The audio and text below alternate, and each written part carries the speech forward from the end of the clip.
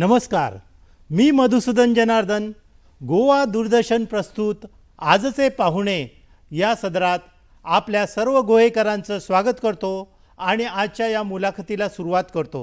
आज आपल्याकडे कोकण रत्न श्री निलेश पवार हे एक उत्कृष्ट कलावंत आणि त्याबरोबरच ते लेखकही आहेत.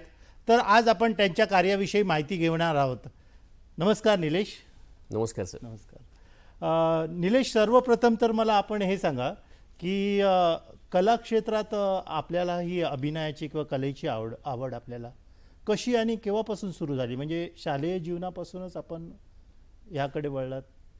जोपर्यंत मला आठवतंय तिथपर्यंत शालेय जीवनामध्ये मला अभिनयाची आवड लागली म्हणण्यापेक्षा मी एक 9-10 वर्षांचा असेल तेव्हा आमच्या शाळेतील प्राथमिक शाळेतील गुरुजी, मेस्त्री गुरुजी यांनी पहिली एकांकिका दिग्दर्शित केली होती आणि माझा आवाज किंवा एकंदरीत माझं सभाधीटपणा आणि आत्मविश्वास या गोष्टी त्यांनी कुठेतरी वक्तृत्वामध्ये माझ्या बघितल्या होत्या. आणि मग ते म्हणाले की तू एकांकिकेत काम करणार का? तर म्हटलं मला माहीत नाही, येत नाही. तर ते म्हणाले आपण शिकवूया तुला. आणि मग ती पहिली एकांकिका आम्ही तेव्हा बाल एकांकिका गटात सादर केली होती. अच्छा. कणकवलीला. ओके. नाथपै एकांकिका आज तर महाराष्ट्रामध्ये खूप मोठं नाव आहे. आणि तेव्हा मी 9-10 वर्षाचा असेल. मला म्हणजे ती परिस्थिती लख्ख आठवते. आणि एक 15-20 दिवसाच्या सरावानंतर आम्ही 4 पात्रांनी म्हणजे आमच्या 4 मित्रांनी मिळून आम्ही ती एकांकिका केली होती. अभिनय आणि या सगळ्या गोष्टी काही माहीत नव्हत्या, पण कळत होतं हे आपणाला आवडतं आणि इथे काहीतरी आपणाला सांगायचं आहे ते सांगायला मिळतं. परफेक्ट. आणि माझं पाठांतर, माझा आत्मविश्वास, त्यानंतर बोलण्यामधलं थोडंसं छानपणा हा सगळा त्या गुरुजींनी टिपला आणि मग तिथे मला पहिली संधी दिली. ही मला घटना अशासाठी सांगावीशी वाटते की ही घटना कदाचित मला तिथे घेऊन जाण्यासाठी कारणीभूत झाली असावी. बरोबर. 9-10 वर्षामध्ये आपल्याला काही फारसं कळतही नसतं. एक्झॅक्टली. आणि मग मला अभ्यासापेक्षा ना जास्त वाचन किंवा असं अभिव्यक्त होणं, कविता म्हणणं किंवा गाणं म्हणणं या सगळ्या गोष्टी आवडायच्या. आणि माझ्या घरातल्यांनी ओळखलं होतं की अभ्यासापेक्षा याचा कल इकडे जास्त आहे. अच्छा. अभिनयाकडे अभिनयाकडे किंवा छंदाकडे किंवा त्याच्या गाण्याकडे, वक्तृत्वाकडे. आणि मला सुद्धा त्या गोष्टी आवडायला लागल्या आणि तिथून मला जाणवायला लागलं की आपणाला हे आवडते. प्राथमिक शिक्षण होता होता आपणाला काय फार मोठी समज नसते. माध्यमिक शाळेमध्ये गेल्यानंतर म्हणजे हायस्कूल जीवनामध्ये सुद्धा सांस्कृतिक कार्यक्रमामध्ये भाग घेतला. गाणी म्हणा, वादन म्हणा. मग मित्रसुद्धा, कलाकार मित्र भेटले आणि मग वाचनाचा व्यासंग लागला. मग तिथे सुद्धा गुरुजनांचा, सरांचं फार मोठं योगदान राहिलं की तिथे आमचे खांबल सर मराठी शिकवायचे. तर त्यांना माझा आवाज आहे ना तो असा मोकळा आणि स्वच्छ वाटला. तर मग ते प्रत्येक निबंध आहे ना तो निबंध माझ्याकडून वाचून घ्यायचे आणि सगळ्या मुलांना म्हणायचे आता आपण निलेशकडून ऐकूया हा निबंध. अशी 2-3 आम्ही मुलं मुली होतो ज्यांचे आवाज आणि उच्चार चांगले असायचे. नाही, आवाज तर तुमचा म्हणजे एकंदरीत बोलण्यावरनं कळतच आहे की it is approved from all India radio वगैरे असा तुमचा आवाज आहे.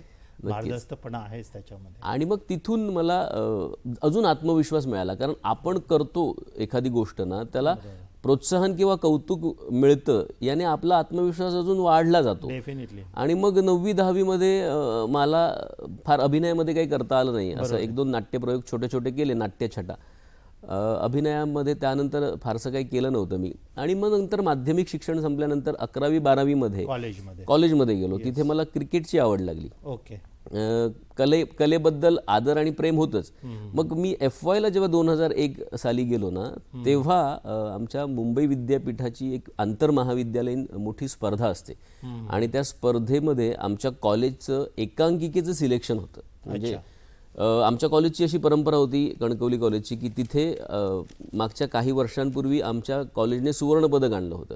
आणि या कॉलेजचं प्रतिनिधित्व करण्यासाठी प्रत्येक मुलगा आणि मुलगी आहे ना ते सिलेक्शनसाठी यायचे. आणि मला उत्सुकता वाटली की हे काय आहे, एवढ्या मोठ्या खोलीमध्ये एवढी मुलं जमली आहेत. म्हणून मी माझ्या उत्सुकतेपोटी तिथे बघायला गेलो. पण बघायला गेलो तर माझा काही उद्देश तिथे काम करण्याचा नव्हता. मी असा मागे बुजऱ्यासारखा असा थोडासा घाबरलेल्या अवस्थेत उभा होतो. तर तिथे सहदिग्दर्शक होते, तर ते सिलेक्शन करत होते आणि त्यांनी मला विचारलं की तू सिलेक्शनला आलायस का? तर मी म्हटलं नाही, मी हे बघायला आलोय, म्हणजे मला जाणून घ्यायचं आहे काय. तर ते म्हणाले की तू काही वाचून दाखवणार आहेस का? बरोबर. तर म्हटलं तुम्ही द्या, मी वाचतो. कारण मला 10वी 9वी मध्ये वाचण्याची सवय होती. परफेक्ट. एक 15-20-100 माणसांसमोर मला वाचण्याची सवय होती, मस्त. अगदी शालेय जीवनापासून. त्यामुळे मी आत्मविश्वासपूर्वक सांगितलं हो मी वाचतो. ओके. मग त्यांनी तो त्या नाटकातला एक पॅरेग्राफ आहे ना, तो मला सांगितलं की हे वाच. बरोबर. आणि माझं वाचन चांगलं होतं आणि माझा आवाजही असा मोकळा स्वच्छ, त्या मोठ्या खणखणीत आवाजात ना मी तो प्रवेश आहे ना, तो असा बिंदास, म्हणजे आपल्याला काय सिलेक्शन होऊ दे नाही तर नको होऊ दे, बरोबर आहे. आपण मोकळेपणाने वाचून दाखवला. आणि तिथे मला काही माहीत नाही, कारण आता ही सगळी दिग्गज मंडळी, 1-1, 2-2 वर्ष एकांकिकेत नाटकात काम केलेली मुलं होती. बरोबर.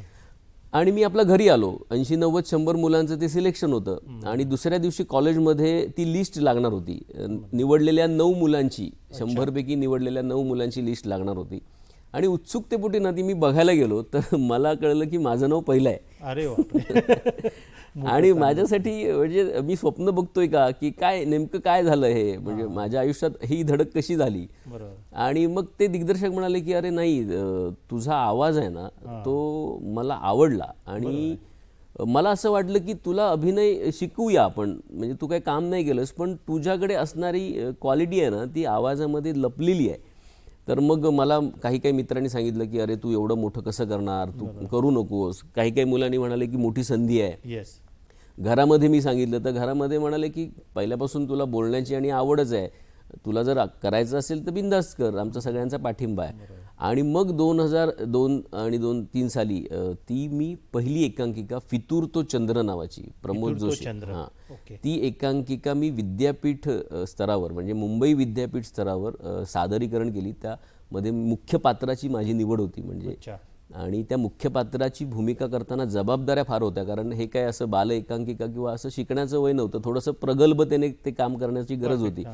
तरीसुद्धा मनामध्ये भीती होती. पण आमचे मुख्य दिग्दर्शक सुहास वरुणकर होते, ते म्हणाले की निलेश तू करणार, मला खात्री आहे, हा रोल कठीण आहे पण तुझ्या आवाजाने तू समर्थपणे पेलवशील, मला नक्कीच विश्वास आहे. आणि मग तो माझ्या आयुष्यातला मला मिळालेला म्हणा किंवा माझ्या धाडसाला किंवा माझ्या अभिनय गुणाला मिळालेला पहिला चांगला ब्रेक होता. पण हीच घटना कारणीभूत नाही आहे, तर मला शालेय जीवनापासून प्रोत्साहित करणारं एकांकिकेचं वातावरण, मला ज्यांनी संधी दिली ते माझे गुरुजन वर्ग, मला ज्यांनी विश्वास दाखवला ते माझे सगळे मित्र, या सगळ्यांचं जसं एक मिश्रण झालं आणि त्याच्यामध्ये माझ्या व्यक्तिमत्वामध्ये आत्मविश्वास निर्माण झाला, जो मला त्या महत्त्वाच्या जबाबदारीला पूर्ण करण्यासाठी अतिशय मोलाचा ठरला.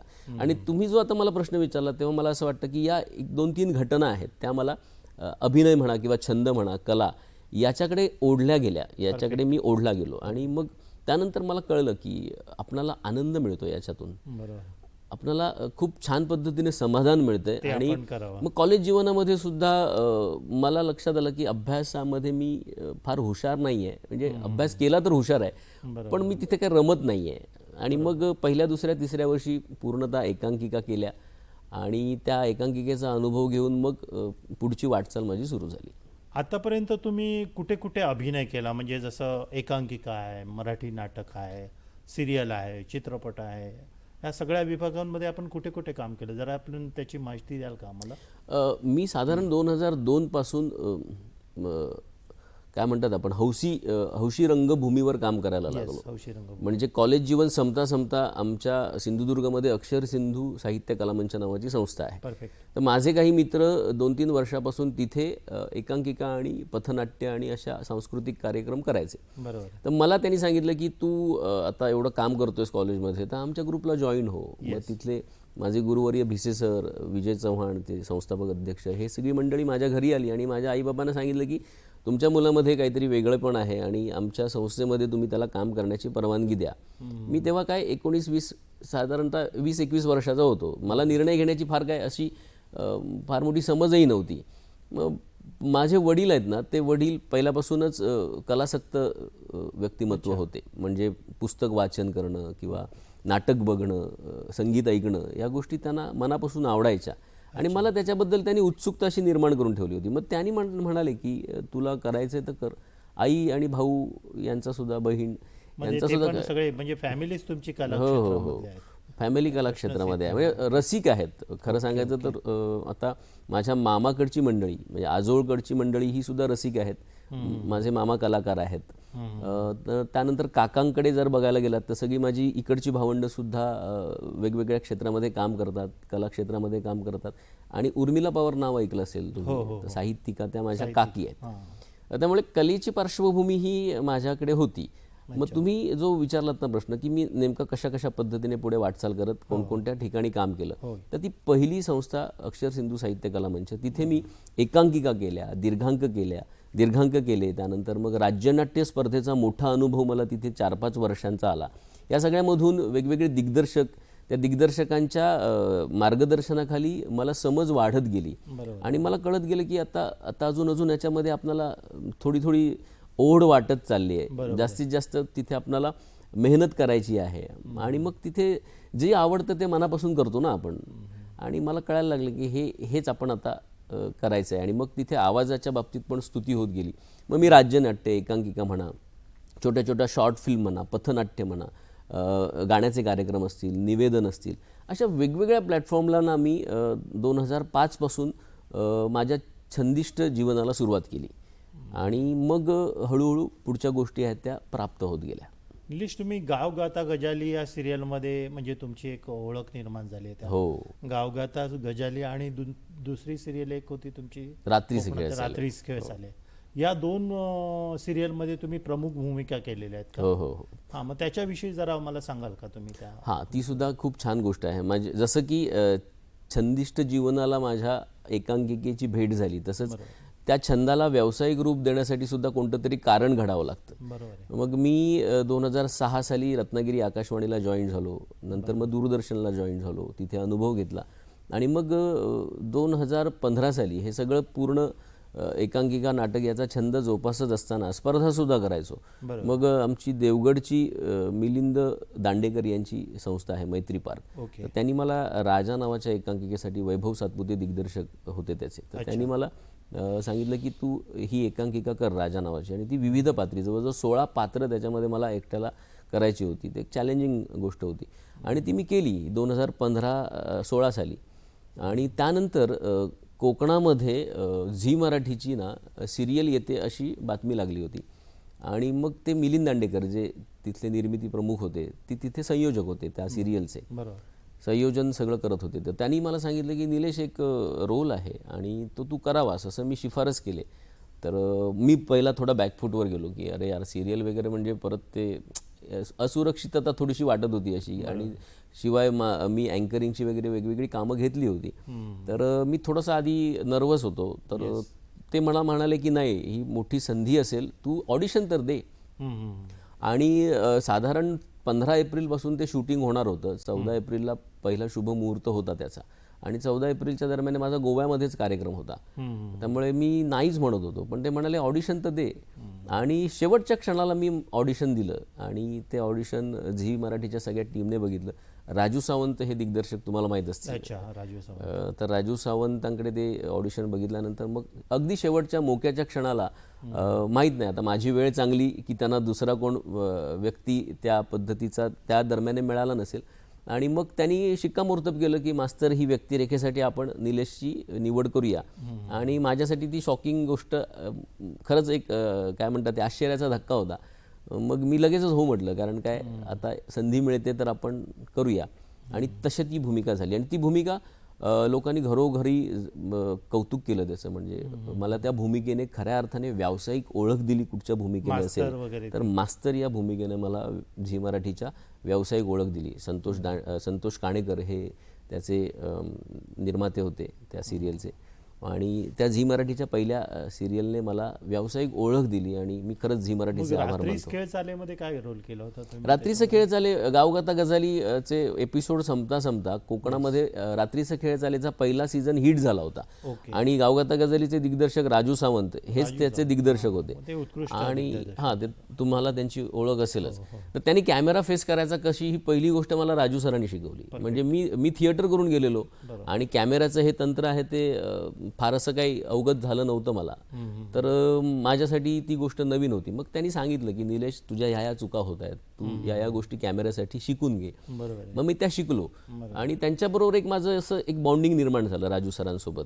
गावगाता गझलीच्या सगळ्याच तिथल्या टीम बरोबर झालं होतं. मग इथे राजू सर जेव्हा आले सावंतवाडीला, तर सावंतवाडीला मी त्यांना भेटायला गेलो. शूटिंग चालू होतं दुसऱ्या सीझनचं. तर मी तिथे गेल्यानंतर राजू सर म्हणाले की अरे एक कॅरेक्टर आहे निलेश, तू जरा प्रोडक्शनला भेट आणि ऑडिशनचं बघ. आणि ते शूटिंगमध्ये बिझी राहिले. तर म्हटलं राजू सर सांगतायत तर काहीतरी तथ्य असेल आणि राजू सरांचा शब्द आहे तो महत्त्वाचा आहे. मग मी गेलो तिथे आणि ते म्हणाले की ऑडिशन आहे इन्स्पेक्टरच्या कॅरेक्टरचं.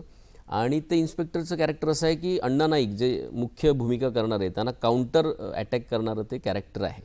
आणि ते सक्षम पाहिजे, म्हणजे त्यांना प्रसंगी त्यांच्या कॉलरला हात घालणारं आणि त्यांना फरफटत जेलमध्ये घेऊन जाणारं असं ते डॅशिंग कॅरेक्टर आहे. बरं, अण्णा नाईक ही भूमिका एवढी घराघरात पोहोचली होती, त्यांची दहशत म्हणा किंवा अण्णा नाईकांचा भय काय असतो हे लहान मुलांपर्यंत पोहोचलेलं असताना त्यांना काउंटर अटॅक करायचं गोष्ट माझ्यासाठी परत ती थोडीशी चॅलेंजिंग आणि मला नर्वसनेस आला. पण मग राजू सर म्हणाले तू ऑडिशन दे ना, ऑडिशन देऊन सिलेक्शन झालं की पुढचं बघूया. आणि तिथे सुद्धा मग मी अगदी त्यांनी दिलेल्या स्क्रिप्टवर तिथेच कॅमेऱ्यामध्ये ऑडिशन दिलं आणि त्या आवाजामुळे, म्हणजे परत सांगतो तुम्हाला, तुमच्या आवाजात भारदस्तपणा आहे, त्या आवाजाची कदाचित जास्त छाप पडली असेल त्या संपूर्ण सिलेक्शन टीमला. आणि मग मला फोन आला दुसऱ्या दिवशी की आपण तुमचं इन्स्पेक्टर कॅरेक्टर फिक्स करतोय, तुमचं परवापासून शूट आहे. तर ती सगळी एंट्री डॅशिंग होती. अण्णा नाईकना पहिल्यांदाच जेलमध्ये आपण जेर बंद करायचं. आणि मग राजू सरांनी मला तो विश्वास दिला की निलेश तू करू शकतोस, तू अजिबात नर्वस होऊ नकोस आणि मी आहे दिग्दर्शक म्हणून, मी तुझ्यासोबत आहे, आपली टीम आहे. आणि राजू सरांनी तो पहिला सीन माझ्याकडून एकदम खूप चांगला करून घेतला. मला विश्वास आला की ओके, माझ्या आवाजाच्या आणि माझ्या अनुभवाच्या, म्हणजे राजू सरांनी शिकवलेल्या अनुभवाच्या जोरावरच मी ती कॅरेक्टर आहे ते पहिली एंट्री चांगली केल्यानंतर थ्रू आउट दुसऱ्या सीझनमध्ये 250 एपिसोड होईपर्यंत, संपूर्ण सीझन एंड होईपर्यंत मी त्या व्यक्तिरेखेमध्ये होतो. त्यानंतर तिसरा सीझन आला तेव्हासुद्धा राजू सरच डिरेक्टर होते आणि तिसऱ्या सीझनला सुद्धा त्या टीमने माझीच निवड केली इन्स्पेक्टर म्हणून. त्यामुळे राजू सर तुझ्या म्हणजे आयुष्यातले म्हणजे एकदम मोठं स्थान आहे. हो, नक्की. म्हणजे माझ्या नाट्यप्रवासामध्ये रघुनाथ कदम यांनी मला खूप चांगलं मार्गदर्शन केलं. बरोबर आहे. या राज्यनाट्यामध्ये म्हणा किंवा एकांकिकेमध्ये म्हणा. आणि व्यावसायिक मी जी सिरियल सुरू केली त्याच्यामध्ये पहिल्या 2 सिरियल आहेत त्या मला झी मराठीच्याच मिळाल्या. झी मराठीचे मी आभार मानतो. झी मराठीच्या संपूर्ण त्या टीमचे, त्या व्यवस्थापन सगळ्याच कमिटीचे आभार. आणि राजू सरांचं खूप आभार अशासाठी की राजू सरांनी मला या गोष्टी खूप चांगल्या पद्धतीने समजावल्या. अर्थात मी त्या मनापासून शिकून घेतल्या आणि त्यांनी मला त्या शिकवल्यासुद्धा. त्यामुळे राजू सरांशी आजही माझं तेवढंच कनेक्शन छान आहे, स्ट्रॉंग आहे. आणि मग ती गावगाता गझली आणि तुम्ही म्हणताय तसं रात्रीचं खेळ चाले. त्यानंतर मी भेटी लागे जीवा एक सिरियल केली होती, एक 2 एपिसोडसाठीच केली होती सोनी मराठीवर. आणि आत्ता अलीकडे स्टार प्रवाहावर तुम्ही तुझेच मी गीत गात आहे ही सिरियल खूप फेमस झाली होती. त्याच्यामध्ये वसंता नावाचं कॅरेक्टर केलं होतं. आणि ते सुद्धा असं गेस्ट अपीरियन्सच होता, पण ते सुद्धा छान असं मालवणी व्यक्तिरेखा होती. त्या मुलीला सांभाळणारा तो एक मूल नसलेला बाप तिला मायळूपणाने आपल्या घरी ठेवतो एक 4-5 दिवस आणि नंतर तिचा विरह त्याला सहन होत नाही तेव्हा तो भावनिक होतो. असे मी आतापर्यंत 4 व्यावसायिक सिरियल आहेत त्या सोनी मराठी, स्टार प्रवाह आणि झी मराठी आणि दूरदर्शनवर. अशा पद्धतीने माझं व्यावसायिक जे तुम्ही सांगताय प्रवास आहे तो मी आजपर्यंत केला. निलेश, तुम्ही असे भरपूर म्हणजे वेगवेगळे रोल केले आहेत वेगवेगळ्या सिरियलमध्ये.